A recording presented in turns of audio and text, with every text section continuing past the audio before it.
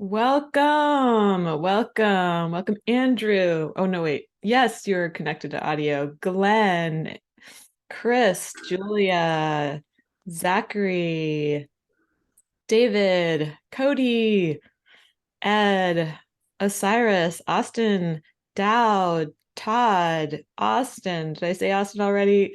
Alex, Anna, Luke, Sasha, Susanna, Arushi, Manton, Jazz, Lorelai. So awesome to have you here, Lynn.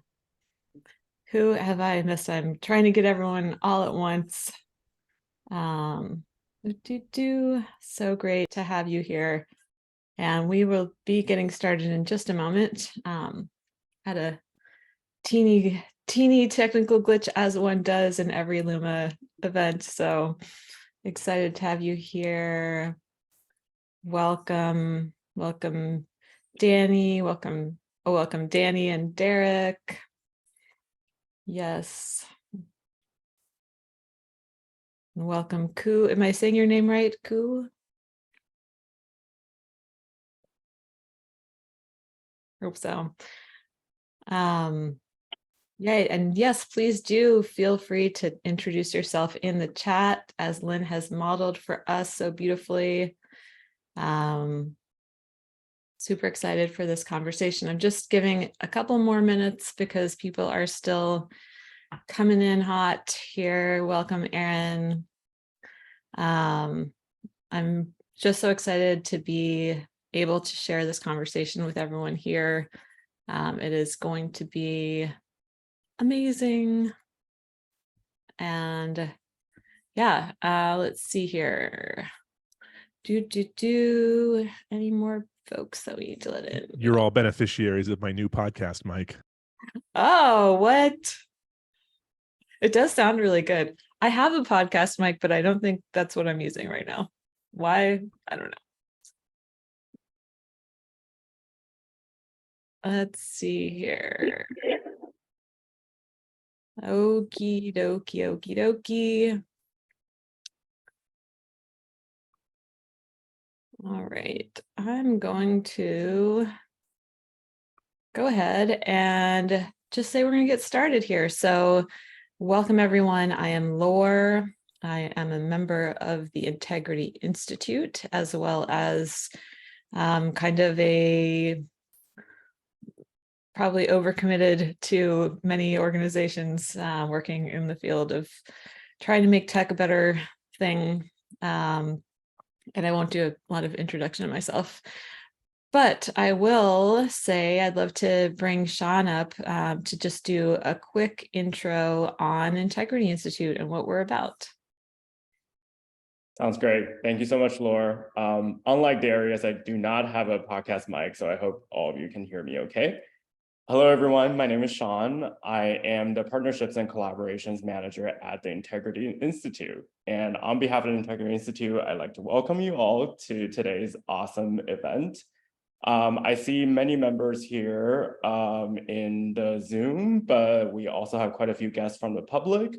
So just a brief introduction to the Integrity Institute. We are a member-powered think tank working on social internet, better design, and better governance. And our philosophy is that we're hoping that with member expertise, we can work together to make sure that the social internet can help individuals, societies, and democracies thrive. You might be wondering who these members are. Laura is one of those members, and we also have many other members in the Zoom right now. They are all integrity professionals who have had hands-on experience working at social platforms, combating issues, and making sure that users of these platforms are protected from both online and offline harms.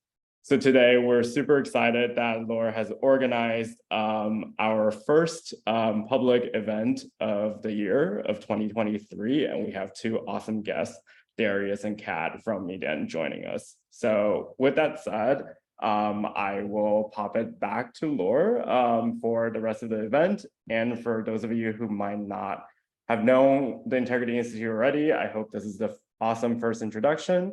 You can feel free to check out more about our website, sign up for newsletter, and follow us on various social media. Thanks.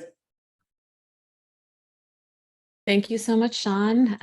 Yes, discover the Integrity Institute.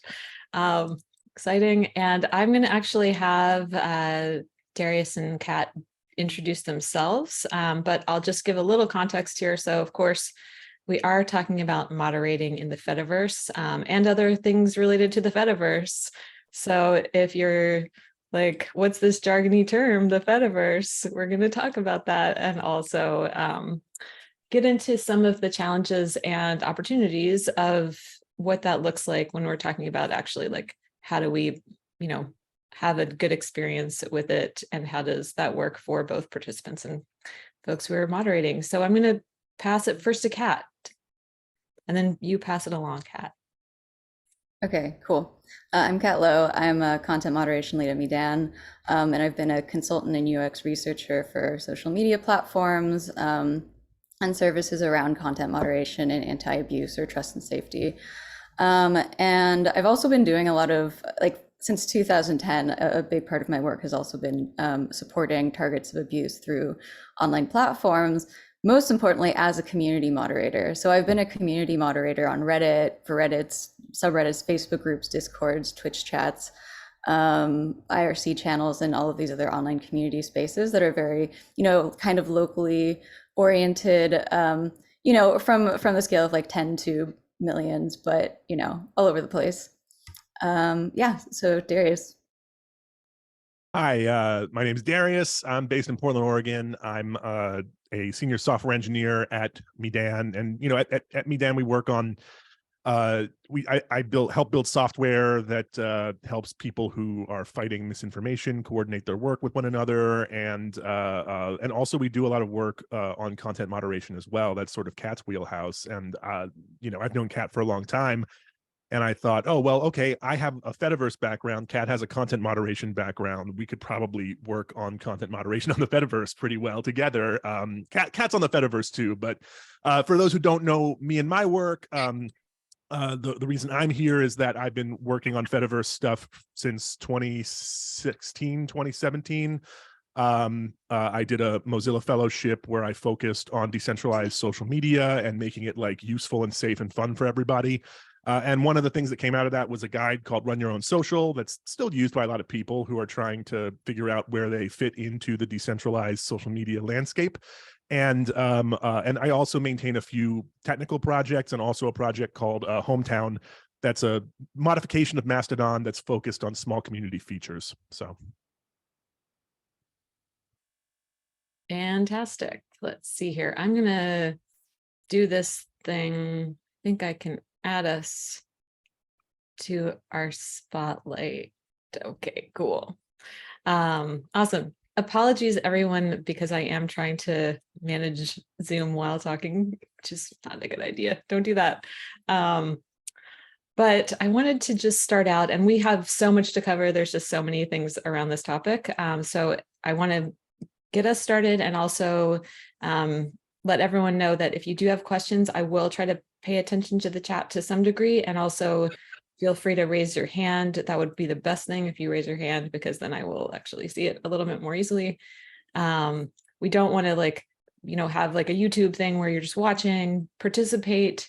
We will have time also for more conversation about this in the end. But first off, can you just sort of explain what is Federation, Darius? What is this thing? Yeah, sure.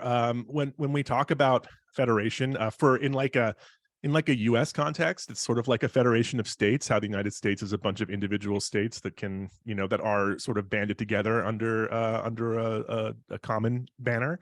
But that's kind of like historically where that kind of terminology comes from. But basically, what the Fediverse is it's a big bucket of different kinds of social media software that all speak the same language. That language is called ActivityPub, and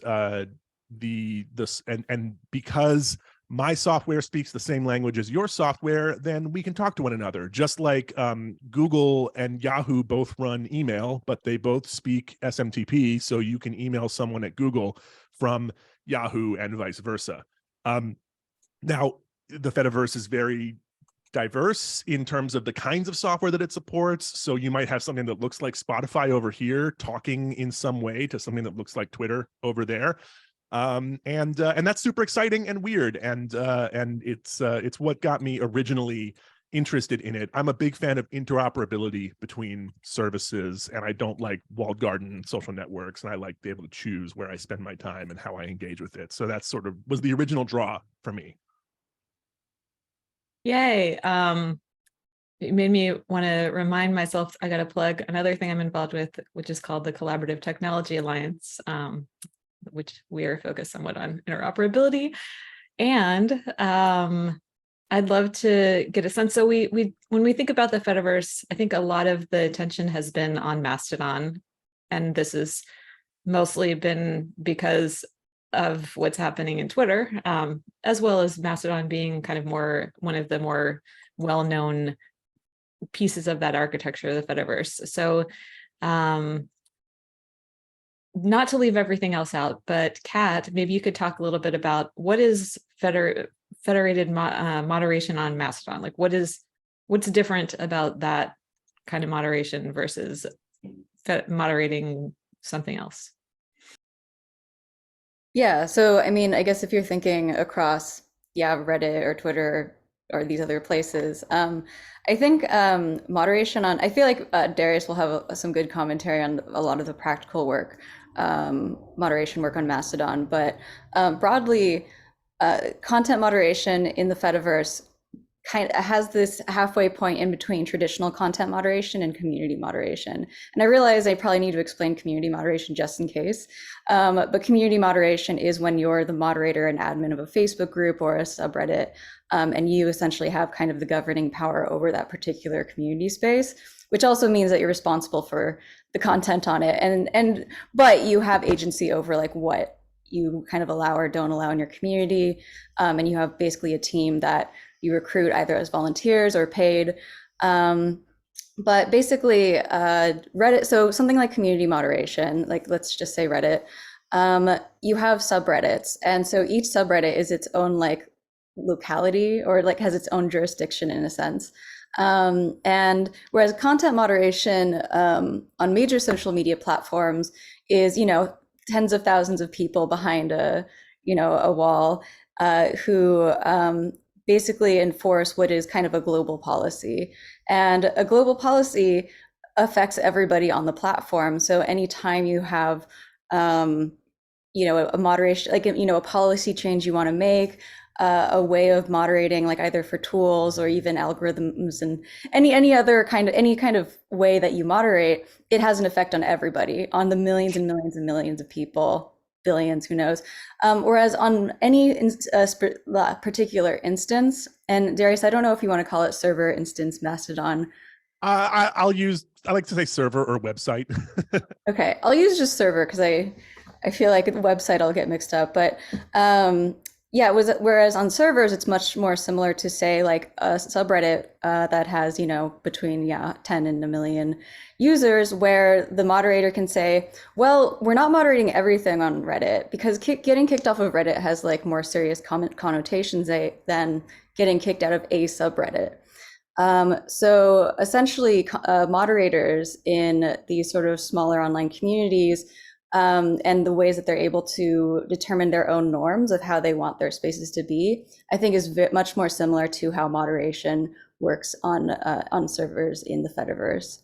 Yeah, I'll add, like, so the to me, the thing that's like really different, I mean, there's economic differences about how content moderation happens on the global level on a Facebook or Twitter, but also what's interesting to me is that like the global content moderation happens outside of local context, right? So the people doing the moderation are not members of the community that they are moderating. They're just they're doing it they're coming in from outside. And so I like what Kat said about there being kind of a halfway point. I almost consider Reddit to be the halfway point, and like Facebook on one end and Fediverse on the other end, because Reddit, you have the subreddits, and then they are also beholden to the global moderation of Reddit Incorporated, right? Where they will ban a community even if the community itself is operating okay, right? Like by their own norms.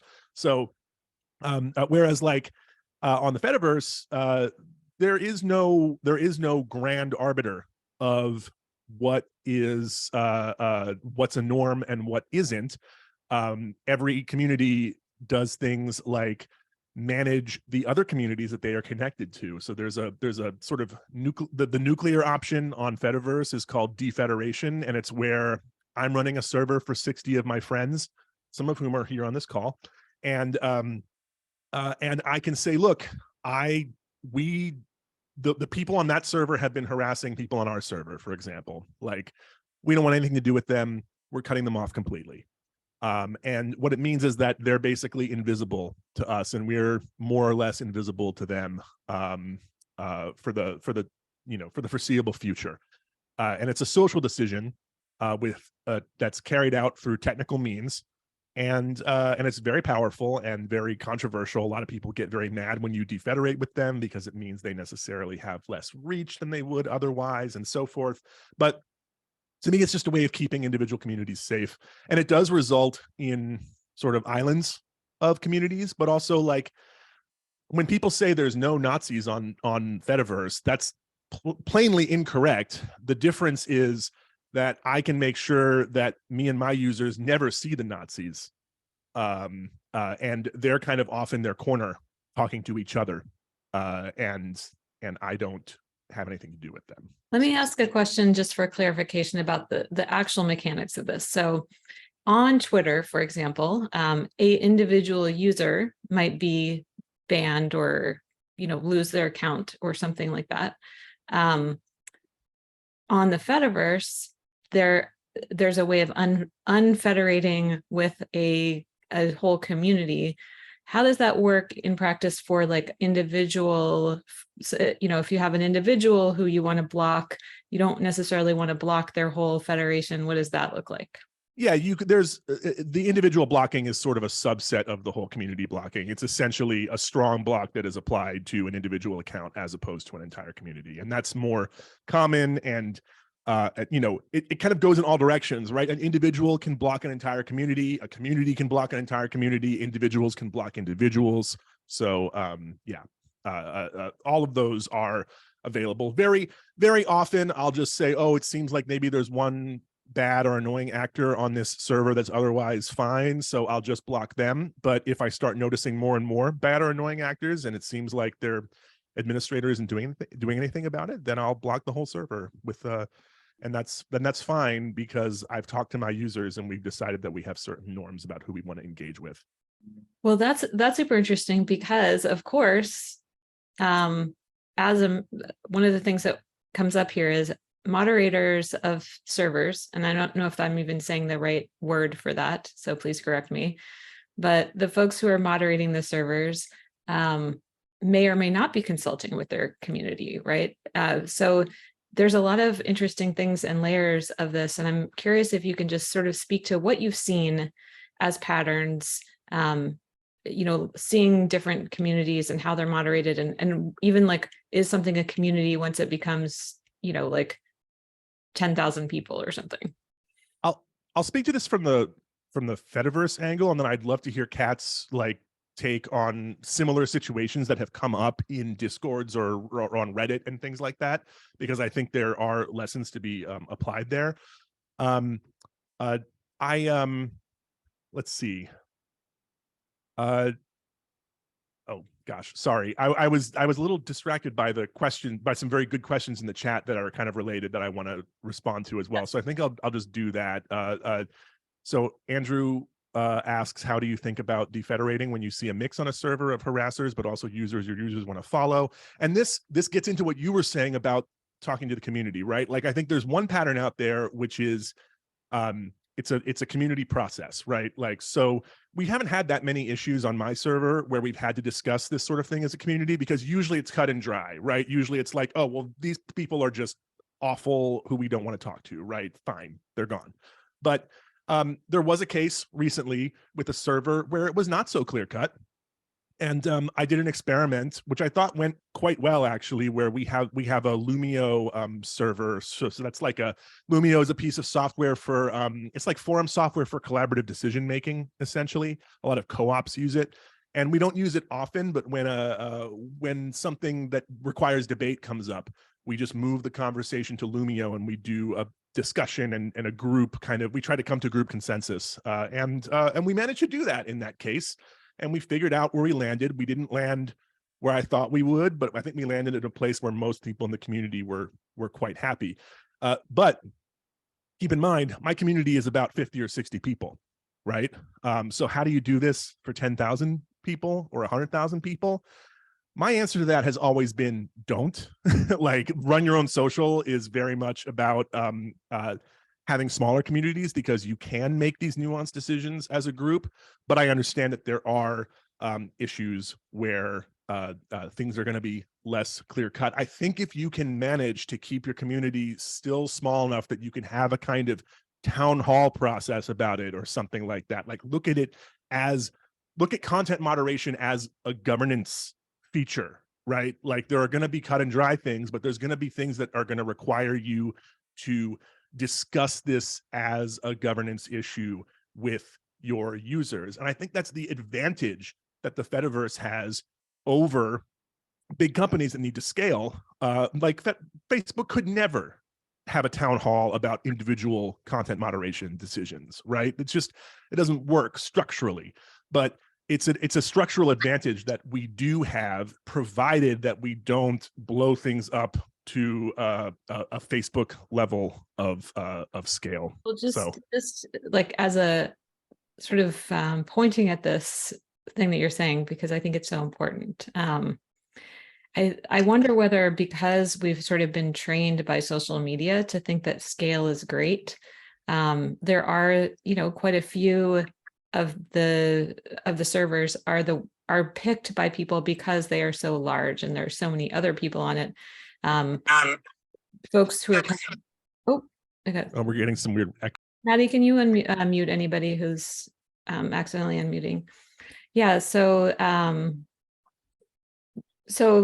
not sure that norm has been internalized necessarily by folks running servers, and I'm curious, how do you once you get a Mastodon server, like, how do you learn how to be a Mastodon server moderator? I mean, there's not really it's a community volunteer driven process. Kat, I don't know if you want to talk about this, because I imagine it's got to be similar. I know how it happens in Fediverse, but I think it's probably similar to how it happens in, say, a Discord community for a YouTuber, for example, right? Yeah, no, I think one has to think of a moderator. In this case, the moderator is often the community organizer, or part of the community organizer team. So that's why we often use the term community manager for somebody who does moderation work, but they are essentially managing a community, organizing things, and are kind of part of, figuring out what that engagement looks like. So, like you're saying, there's this natural tension that servers are coming across of wanting to hit a threshold of engagement that it feels really active, and that more people want to come and stay because of like this feeling of like network effects and everything. But the faster you grow, the less control you have over the space, as well as like the less the reduced ability to control what's in that space, or specifically to set norms. And I think that's something that people don't necessarily understand. They think of this like in and out algorithm of like, okay, somebody does something bad, you take an action on it, then they get banned, the content gets removed, etc. But a really important part as moderators, I think, and community organizers, is like setting those norms, communicating those norms, and modeling what those are in a community. And I think that's something that you can only really do if you grow slowly.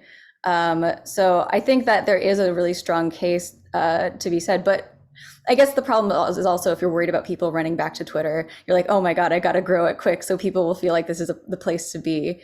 But no, I definitely advocate for, at least at the beginning, having like a very core group that can help establish those norms, and having, at least at the beginning, a process of letting people into these spaces that perhaps is a little bit more rigorous. Yeah, so I don't know. That's my take on that process. I want to quickly answer a technical question in the chat about the range of actions outside of the takedown leave up binary for content and users. Right now, most Fediverse software offers some form of mute and block. So like there's still access, but I don't see them is usually what mute means. In terms of content-based action, there's really not a lot of verbs for that right now, and that's actually one of the things that I'm really hoping to focus on professionally over the next year. Like, I'd like to get to a place where it's possible to annotate content, for example, like for content moderators to annotate content, or to do other more nuanced kinds of actions on a like per post basis. You can do, I know Mastodon has a feature where you can block certain basically domains from content wise from the trending topics. So like if you notice a bunch of articles from a publication that sucks trending, you can just block the publication from appearing in trending topics as a moderator, for example. Awesome. This is kind of leading into a more general question I had about the tools for moderators. So Integrity Institute, obviously we are made up of folks who've done professional level trust and safety work, integrity work, I should say, and trying to set that norm. So I'm curious, if you're moderating a server on Mastodon, what are the tools that you have? And then kind of by the same token, what are your responsibilities? Like, is there any legal issue here for you as a moderator? Can you speak a little bit about that? Well, one thing is that if Section 230 is repealed, boy, even admins and moderators might be liable for their actions. So that's one legal hurdle we might have to tackle eventually. I'm actually I'm doing the biggest I am not a lawyer thing here, but I can plug that I'm working with the Harvard Cyber Law Clinic on what the legal ramifications are, at least in a US and European Union context, for small server communities around moderation, around all sorts of legal liabilities. So we're hoping to publish a free guide in the coming months to help people get their head around what their various liabilities are in the current legal environment. So, but yeah, I wish I could say more. Fair enough. Yeah, it's a thorny issue, I think, even for the platforms, right? So, lots to think about there. On just to follow up though, I see the question from William about transparency of moderation. So I guess that kind of ties into what are the things that moderators actually can do from a technical standpoint to, we talked a little bit about this, but if there's something that they see as harmful, is it just well, now we block it? Or is there something more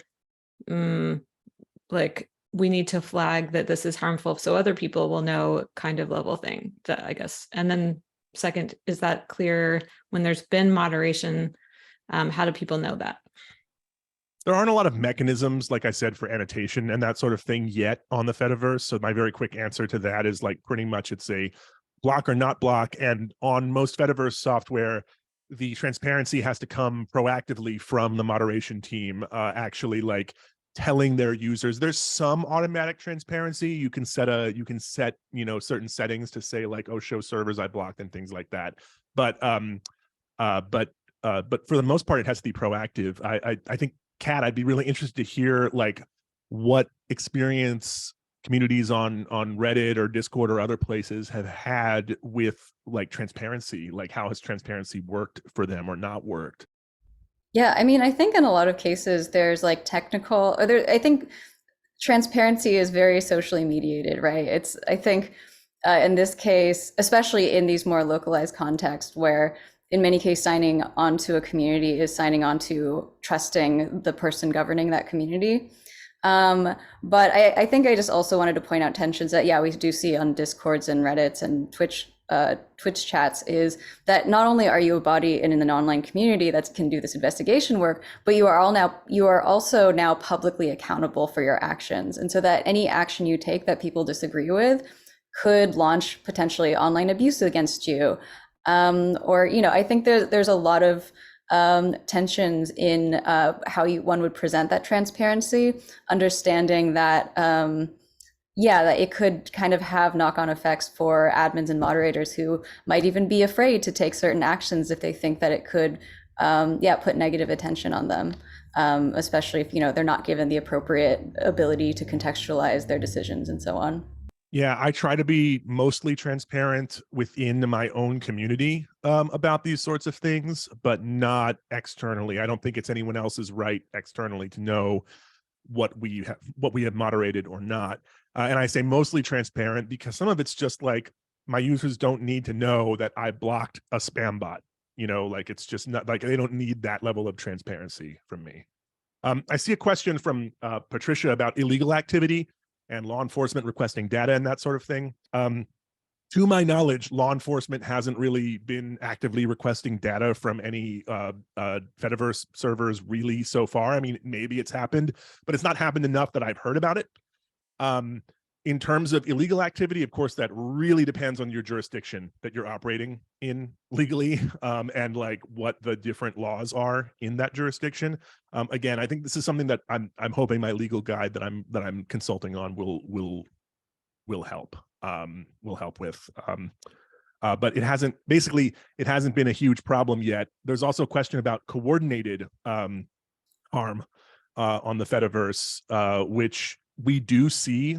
But the big tools like defederation actually go a long way to reducing coordinated harm, because you're blocking entire domains and more importantly, entire communities, right? Like, I think coordinated harm tends to come from a community that inside itself gets morally motivated to harm another community or another person.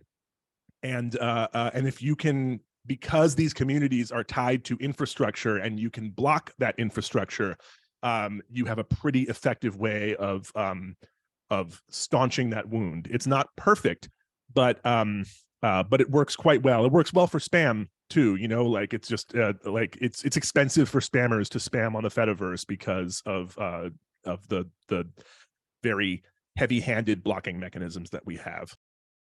I feel like that's very, oh, sorry. Well, you know, I feel like that's very typical of anti-abuse tools and like just good best practices is like, what can you do to raise the threshold of effort as high as possible to harass somebody, knowing that there are always going to technically be workarounds, but like from a design perspective and thinking about these tools, like, yeah, the fact that it would take out, you know, 95% or just make it such a hassle to keep going, like it really does make a big difference as a tool. One thing I also just wanted to add around illegal material is that I do believe Mastodon or, you know, server owners will have to become very familiar with certain organizations, especially if they're in the US. For example, NCMEC, the National Center for, oh God, Missing and Exploited Children, where if you see CSAM, you know, child abuse material, you know, you have to report it, you know, to NCMEC. Which is the name, I don't know. So yeah, you'd have to report it to them, and that there's a whole process that I've seen people having to learn in trust and safety seminars who like work at major social media platforms. So this is knowledge that I think a lot of server owners don't have yet, but these are a lot of the things we'll have to plug into for managing illegal activity. What happens if you are a member of a server that is banned, but you know, are not participating in harmful acts? What happens to you? I mean, you, generally speaking, you either decide to stick with your community and accept that you won't have access to certain other communities. And by the way, banning is not a global thing. It's on a community by community basis. So just because my community of 60 people has banned has defederated from this community, that just means they don't have access to my 60 people, right? So I do know people who have moved servers because they looked around and said, well, enough people don't like the people that I am hanging out with that I would kind of rather be somewhere else, even though I still like these people. So, it happens. It's people like to talk about how it's some massive failure that this is how it works or something, but this is just how things work in real life too. We constantly have to keep track of who we're associated with and how people view those social associations and that sort of thing. I actually really like the Fediverse because to me, it maps quite well onto how things already work on when I'm out in the physical world socializing. With maybe the exception of what Kat just pointed out, having multiple identities? Or do you I don't have know. multiple identities? Yeah, I mean, I have multiple identities when I'm in different contexts and that sort of thing. Yeah, no, I have different accounts for different spaces in a sense. Oh yeah, but I think Laura meant in meat space, which well, it's a little harder, but my board gaming friends don't know a lot about my professional life. That's fair. That's fair. That's why we have anonymous programs, et cetera, right? So, so one thing that's kind of interesting to me, and this may be related to what you just said, is that when things started to blow up at Twitter, we saw this, lots of people getting excited about Mastodon. And then, of course, some people, quote unquote, at Twitter reacting to that. And I'm curious, I don't think I've seen Mastodon actually moving into like replacing Twitter. Why not? I mean, I think some of it is Mastodon isn't designed to replace Twitter and like the Fediverse broadly, but we're talking about Mastodon in particular because Mastodon is where Twitter people were moving for the most part. There are anti-virality features built in to Mastodon like that are it's specifically on some level it's explicitly trying to not do certain things that Twitter did. And I think that's part of the draw for some people. And it's going to be a huge turnoff for other people. Also, there's issues of onboarding is more difficult. It's Mastodon gets easier to use all the time, I think, but it's still not as simple to sign up for, especially conceptually, because it's so different from just signing up for a walled garden social media site. Like it's you have to kind of wrap your head around what it means, which is why I'm very much a proponent of moving whole communities over at a time. And that's kind of what happened with Mastodon and Twitter, like whole communities of small communities of journalists or communities of technologists would like moved over to one of the big infosec servers, that sort of thing, right? Like I think that's where you see the most success in people moving over because there's no network effect problem if you just bring your network with you, right?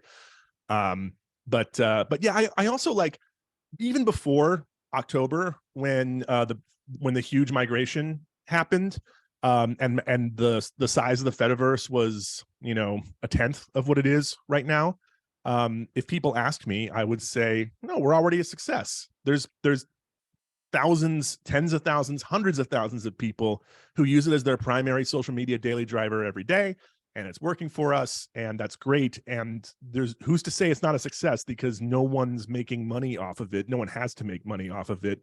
No one's going to go bankrupt if there's not enough users, right? Right. Crazy thought. Well, one thing that's sort of been a bit of a criticism of the way the Fediverse works, it has been that it does have potentially the effect of these echo chambers or, people all banding together, Splinternet, et cetera. Now I'll reveal that I'm a fan of the Splinternet. I love having the small communities be where people are playing. And I know that there are people who feel that could lead to more negative effects that we saw from polarization and things like that on the major platforms. Could you speak to that? Maybe Kat, I'm really curious what your thoughts are there. Yeah, and actually, even just thinking about the earlier, or like what Darius was saying, the way that, oh, sorry, what was I going to say? I was also looking at the chat a second ago. The way that, one of the reasons why I think it's also difficult to sort of migrate, and actually, Darius, that is such a good point about moving community over. I think that's actually probably one of the number one things is like, is somebody surrounded by their community in their space? But also, I think in some ways it is harder to move because you now have a bit more agency, and you can't be quite so lazy. Like, you have to choose, which person am I going to trust? Like, whose server am I going to trust? And you kind of have to, be aware of that, as opposed to like, it's a global platform. What's going to happen? I don't care. I can just have an account here. Yeah, I think that attitude, it leads to some of the like social awfulness that we see on global social media, is that like lack of care in like, well, I'll just join whatever, right? Like I would like to see people put at least as much thought into joining a social network site as they do joining their local, softball team or something. Yeah. And I think I don't think I'm not really sure where I land on this right now, but I don't think it's necessarily bad that you have these sort of like broader platforms existing alongside these more localized platforms, where people, if they really do want to engage with the broader public sphere more, they can go to those spaces for those purposes. But I do think also, we live in a world of mental health crises right now, and I think people need communities where they can have their like filter bubble, their like spaces, right? And I think it's interesting that a lot of the prioritization people have around like how these communities stick together, or are cobbled together in like major social media platforms, is kind of that, is this a filter bubble? And so I think in this case, a lot of it is kind of finally giving people more of that choice about how they want to have and govern their own spaces. And I do think that there will be a little bit more of that filter bubbly effect. I don't know. I have mixed feelings about it. I'm actually like, I'll just jump in because I have been like historically very pro filter bubble, as long as you are designing the filter or your community is designing the filter. The problem for me is when I'm on a corporate social network and I don't even know what's being filtered to me, what information is being sent to me. Like, what I want is a community of care that is designing this space and this, what some people would call a filter bubble or an echo chamber or that sort of thing. Like, I think filtering is great as long as it is done in good faith by people who understand you and what you need. And whether that's you yourself designing your filters or your community who you trust designing your filters, I think that's fine. Yeah. And by the way, there's this phrase that I like have had in my head all this morning of like why it's really nice to have these distinct spaces, which is, you don't have to go offline, but you can't stay here. And I think that is the phrase that I will have for whatever, Mastodon I start, right? Because it's like, yeah, your speech isn't threatened. Like, yeah, people can, if they want to engage on those terms, go out. But like, I don't know, do we demand that people, I guess in real life, it's like, do we demand that they get shoved into a debate room with a bunch of people who don't necessarily think that they're deserve full human rights? I don't know. It's really tough. But yeah, I think that compartmentalization or the filter bubbling is, I agree with Darius, isn't necessarily a bad thing. I want to answer this question from the chat about what moderation challenges do you anticipate if when big, poorly moderated incumbents join the Fediverse, for example, Tumblr. For those who don't have the context, Tumblr has announced their intent to federate. And so that is to plug in to this network. If they do, they would instantly overnight increase the size of the number of people on the Fediverse by like 100x or something, something big, 10 to 100x, something like that.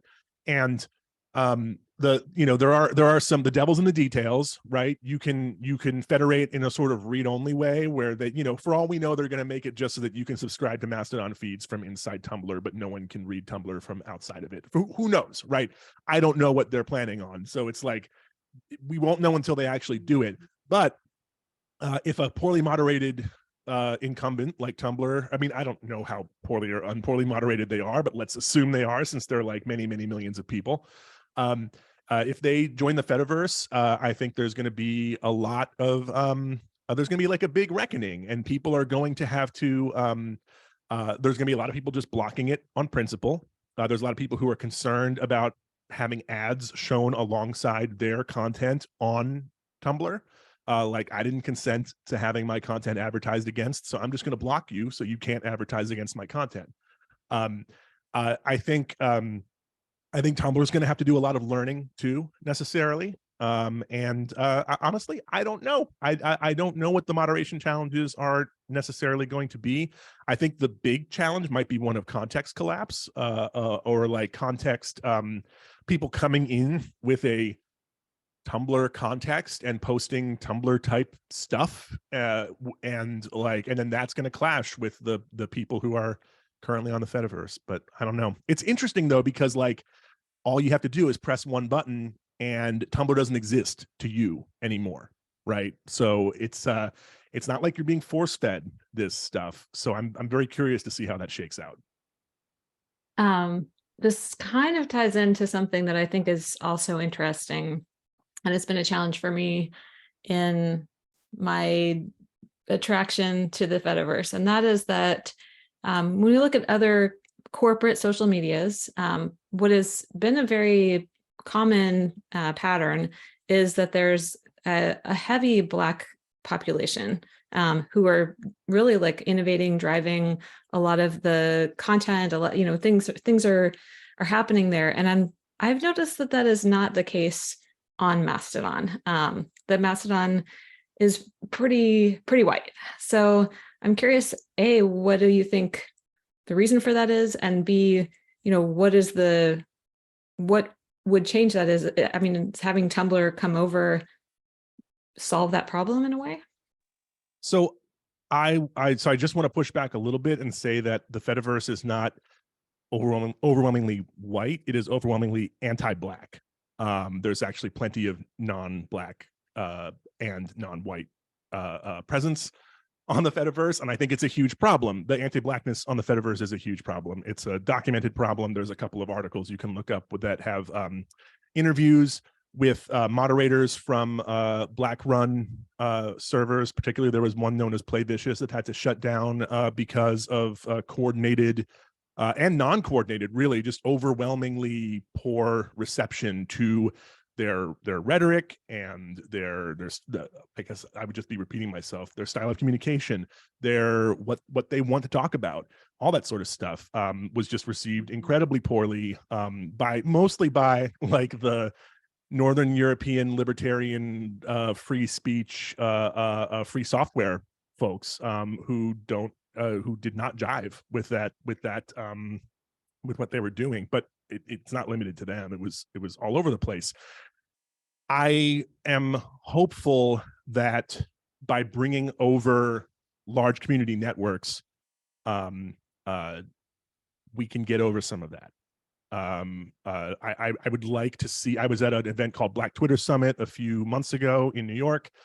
I talked to a bunch of people who were sort of critical in the Black Twitter community and talked to them about like, why don't they want to be on here? And mostly the reason they don't want to be on Mastodon is that their people aren't on Mastodon. It's that network effect, right? So I think the only way to get over that hump is to bring over a bunch of people. That's why I was so excited to see Play Vicious start up. And I'm excited about there's blacktwitter.io is a Black run server as well. I want to see more of that sort of thing, and I try to support them when I see them.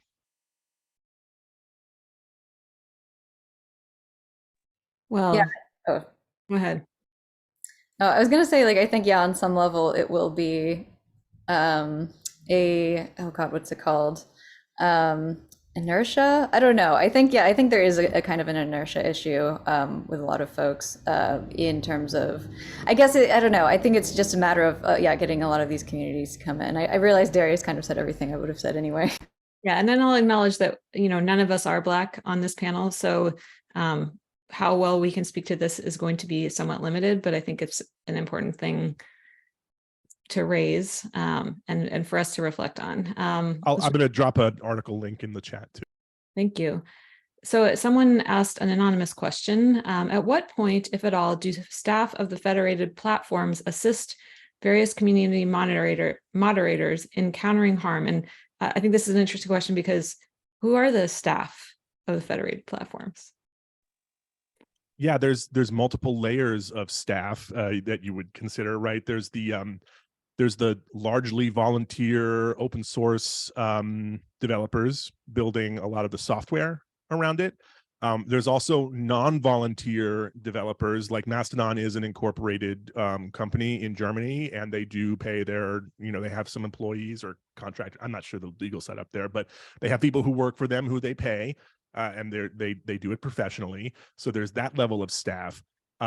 There's also the admins and moderators on individual servers who are anywhere from completely volunteer working for free to sort of paid, maybe a pittance or something, but there's not a lot of money in this. Like, it's very much a labor of love for the individual communities.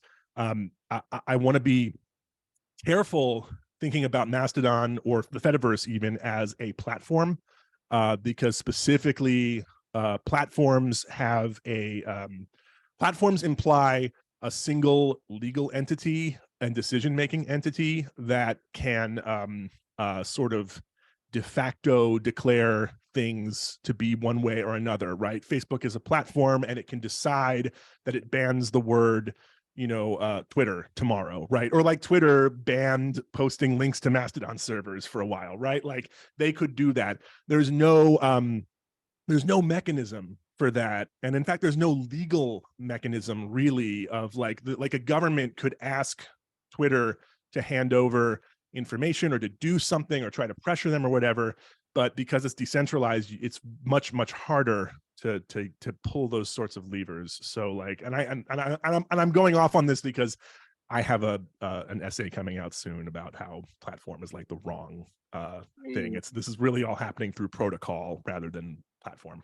So this time has flown by, and I do want to open it up. If someone wants to ask a live question, you can still put things in the chat if you'd like, but sometimes it's helpful if you want to actually like have a more of a conversational experience.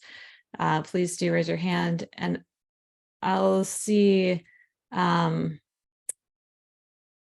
see, are there any other questions in the chat that we didn't get to? Oh, also really quickly, I just want to get on a soapbox at some point about like, the sort of labor, compensation, mental health, and other types of like organizational support issues. Well, now's the time. Oh, great. I think, Fediverse moderators, I think, have challenges kind of both from the content moderation and community moderation perspectives.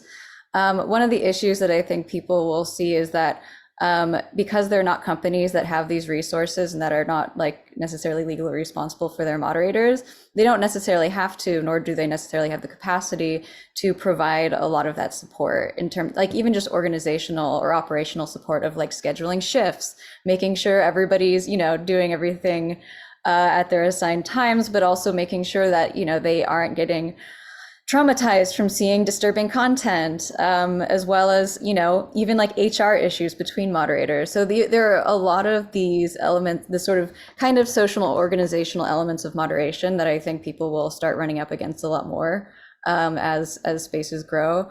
And like, I don't know, I feel like you even see this in very small but intense spaces on Discord, like you'll see a lot of like moderator infighting, or you'll see, people are making self-harm and suicide threats. And so these poor moderators have to come in and maybe actually accidentally have to act as therapists. So there are, you basically have some of the expectations people have as content moderators, or an understanding of that, but with the lack of resources that community moderators typically have, and the problems that a lot of them have of not even having those clear boundaries because it isn't formally established like it would be if it was a formal job position.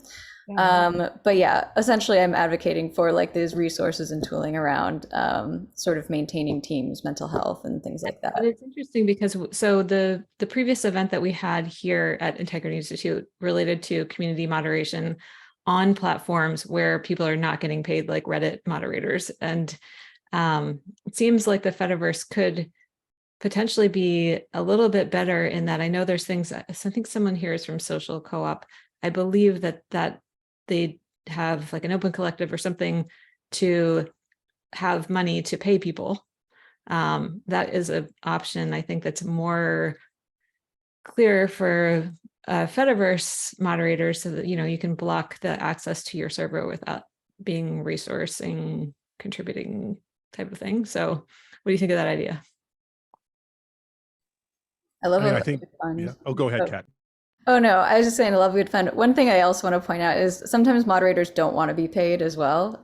But it's more about like the positive working conditions and feeling like you're making an impact on the community, but you're not obligated to be there at X hours. You can hop in and out as needed. So there are a lot of different sort of social, economic mediating factors here. Good point.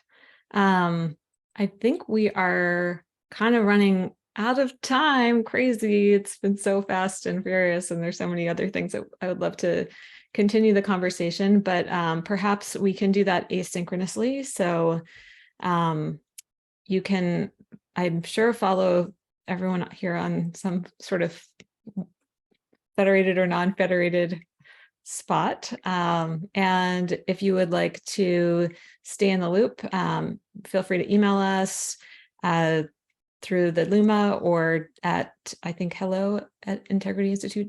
Is that right? So happy to have everyone here. We are recording, so somewhere this recording will live and be shared, and we'll keep you posted on that. Thanks everyone for coming. It was awesome. So grateful for you being here and to continue talking about this and seeing where we go.